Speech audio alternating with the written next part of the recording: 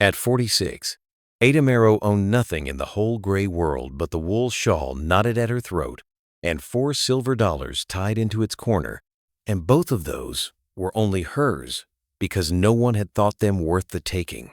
The man who had emptied her life was Silas Thorne, who kept the only bank in the fishing town of Sable Cove, Maine, and who had called in a debt her drowned husband never told her about, so that on a raw morning in the autumn of 1897, she watched strangers carry her kitchen table down the lane, while Thorne stood dry beneath his umbrella and touched his hat to her as though she were leaving a party.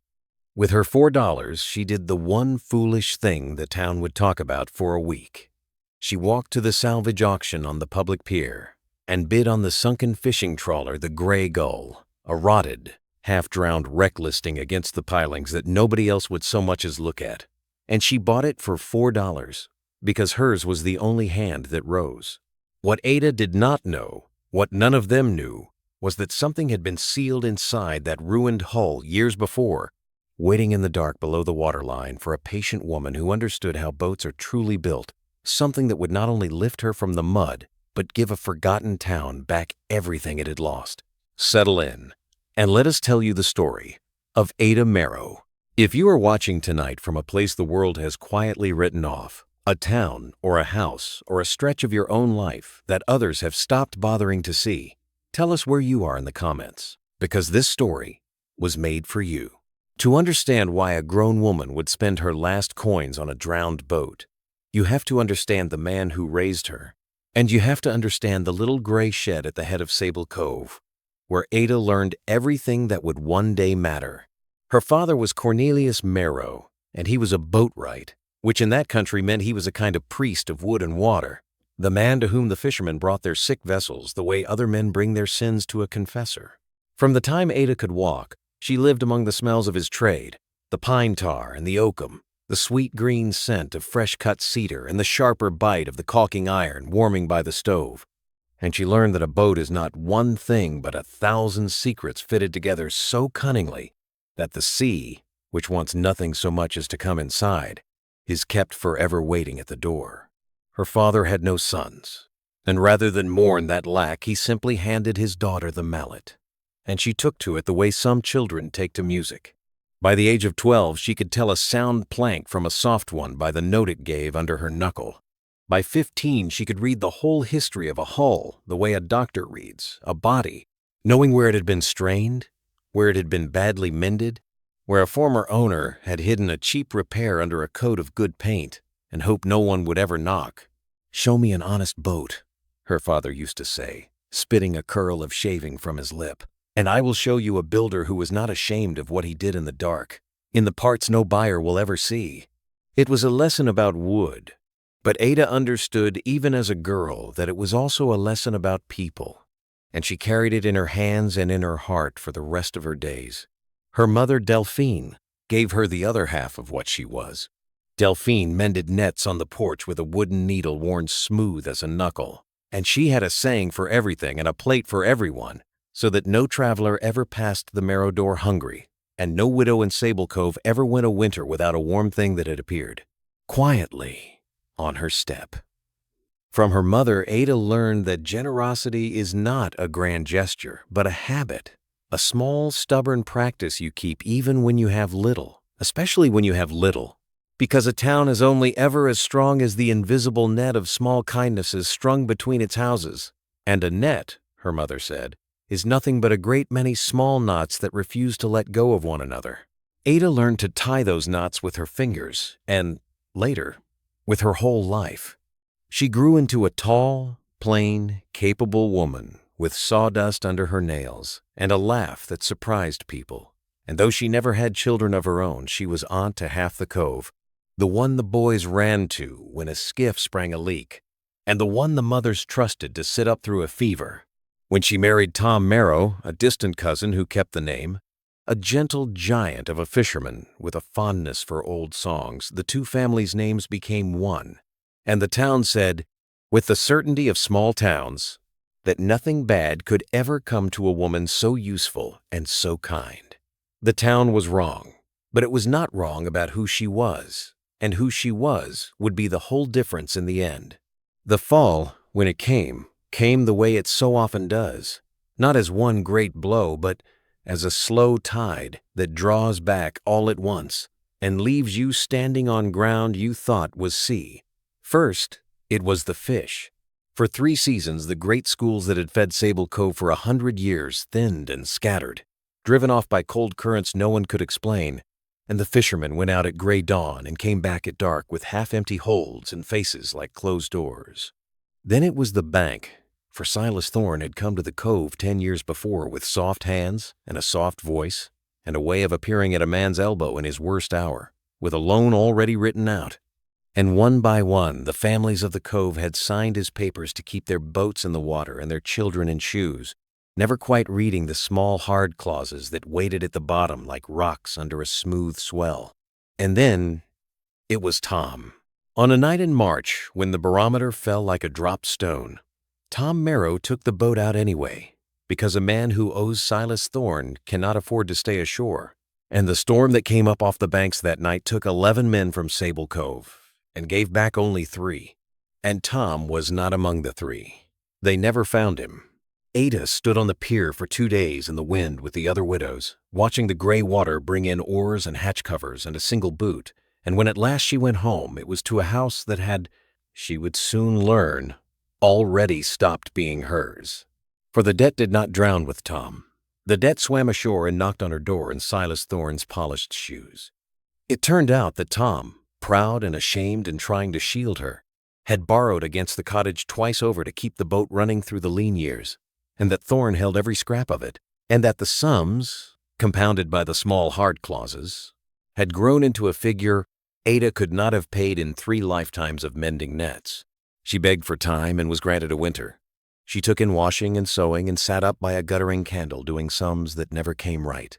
And in the end, on that raw autumn morning, the law that Thorne owned as surely as he owned the bank put her out of the house her father had helped to build.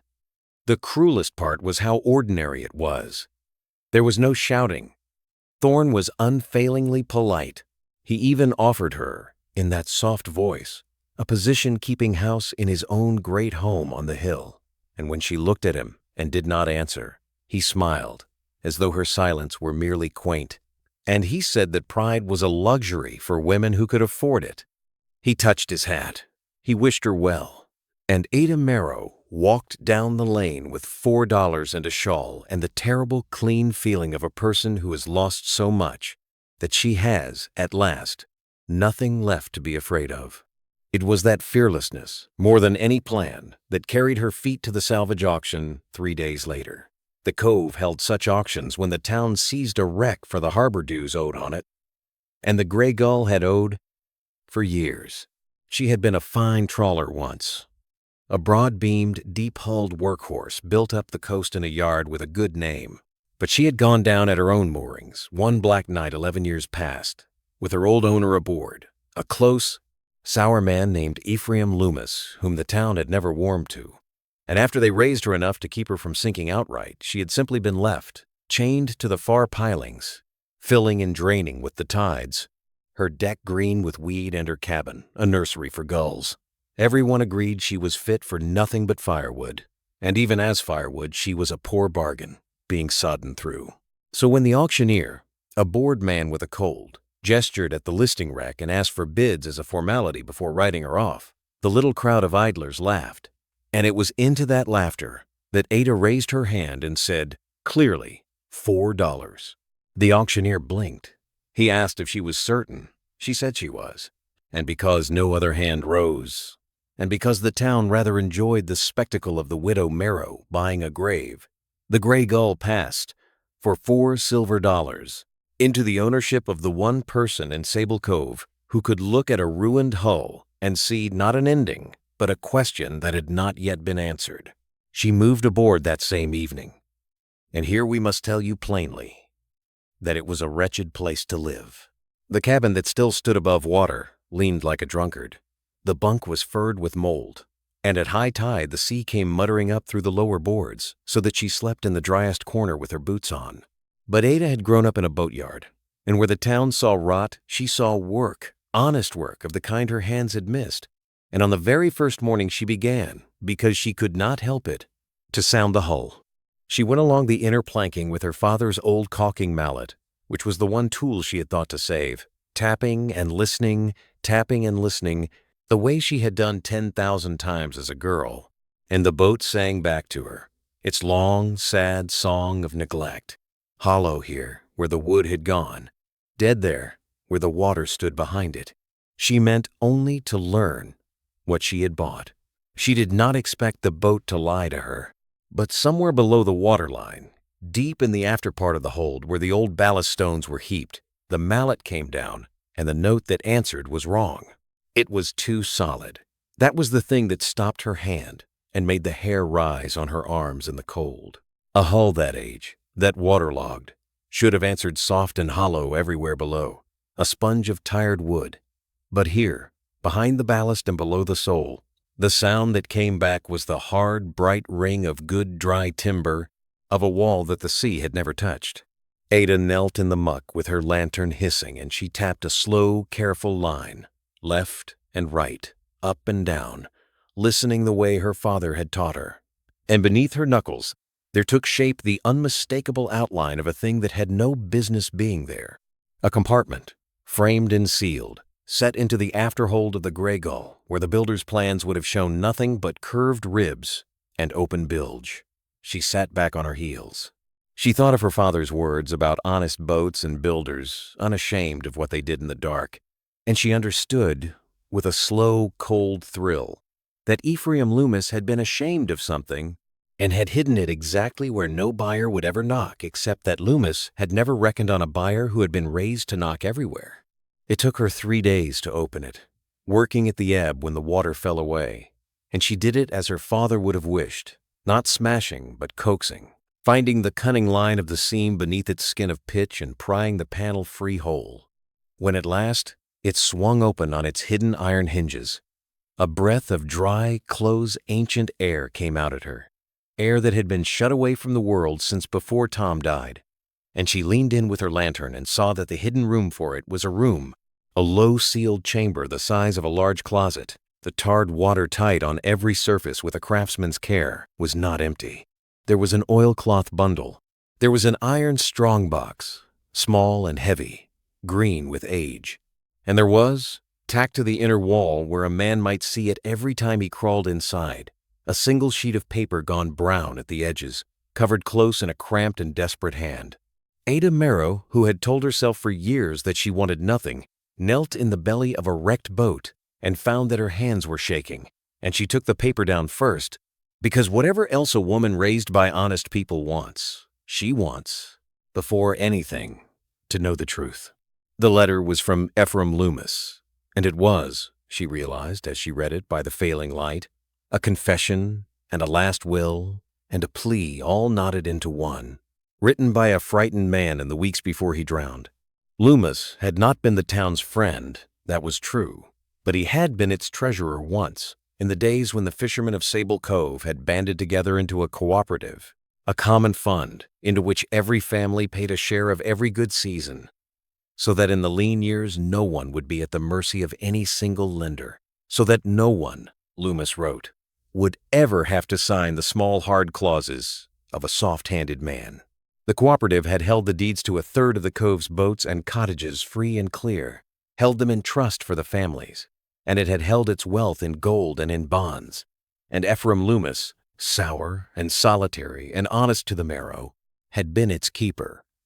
And Silas Thorne had wanted it gone.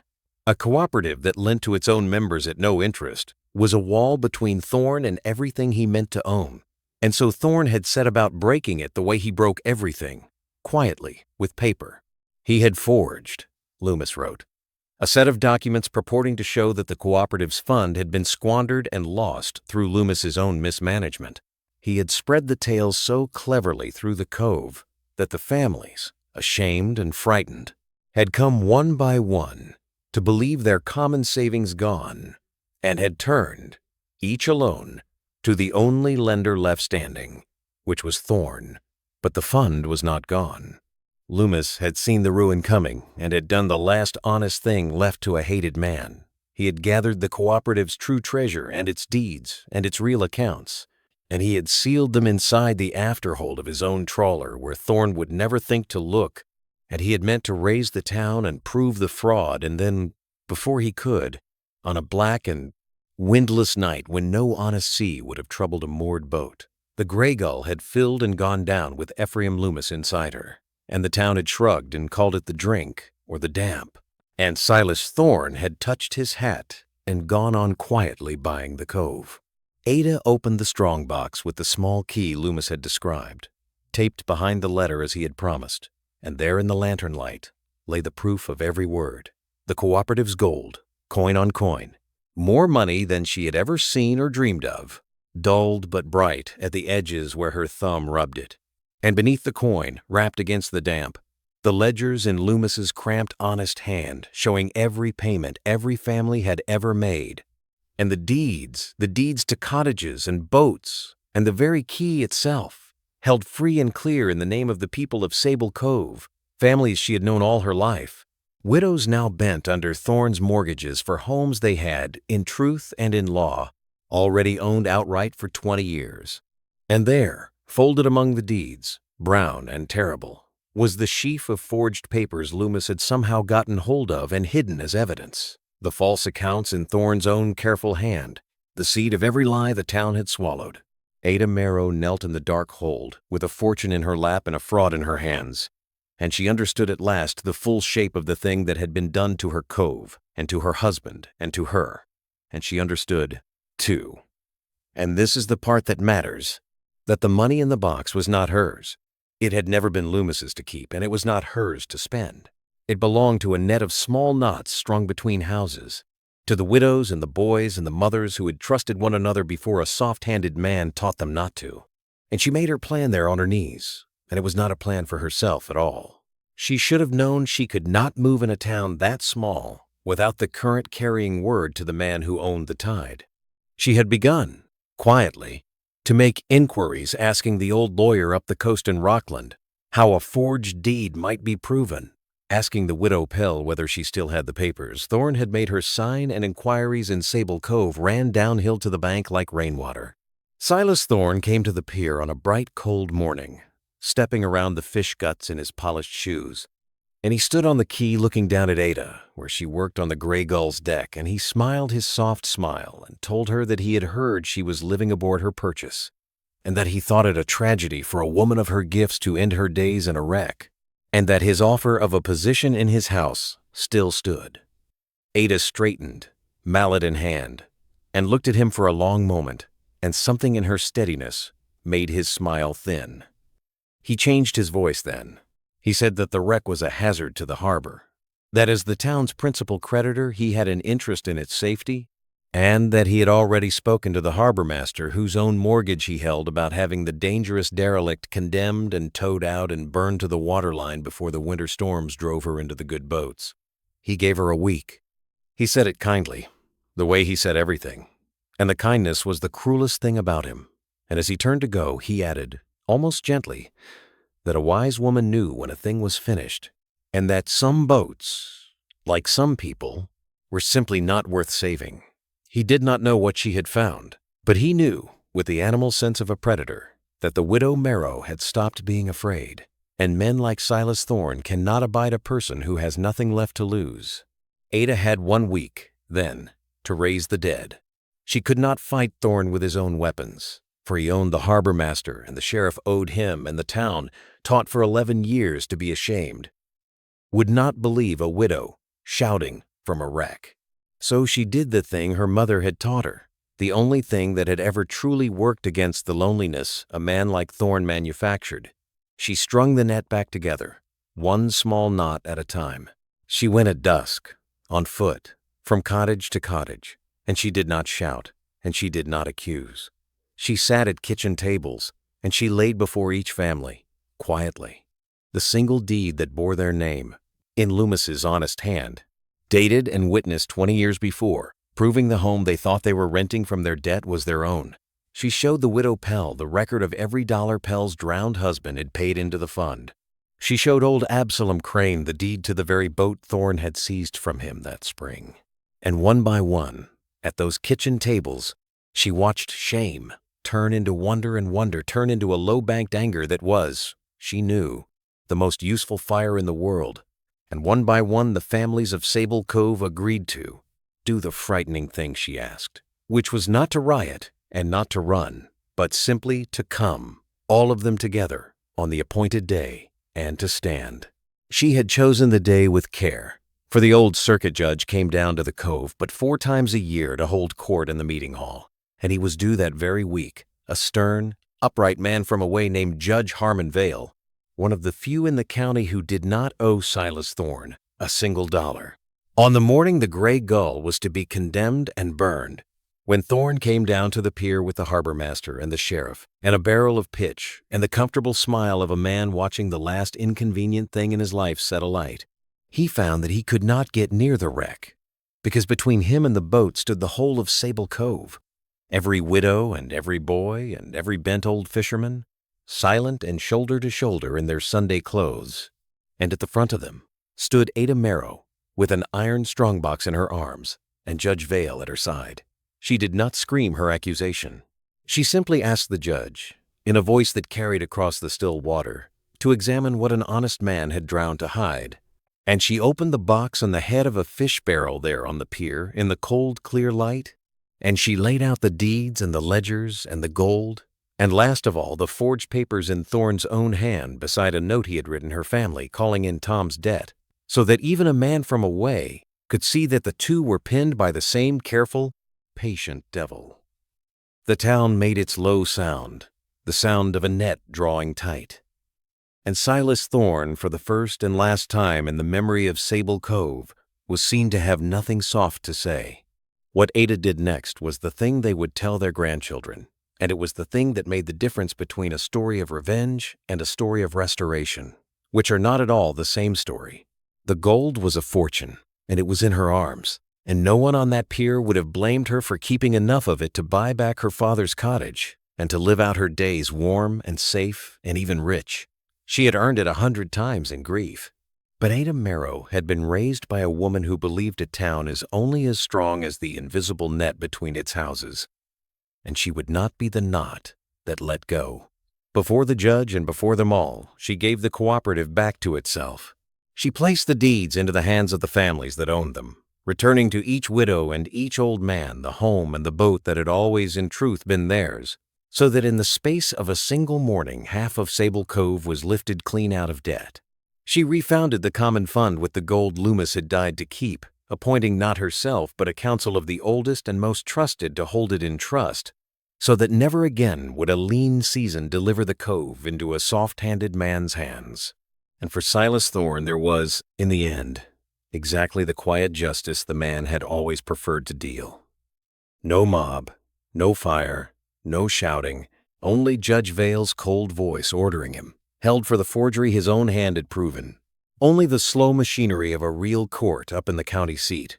Only the sight, as they took him up the lane past the cottages he had emptied, of the whole town he had tried to own turning, one by one, to watch him go, and then turning away.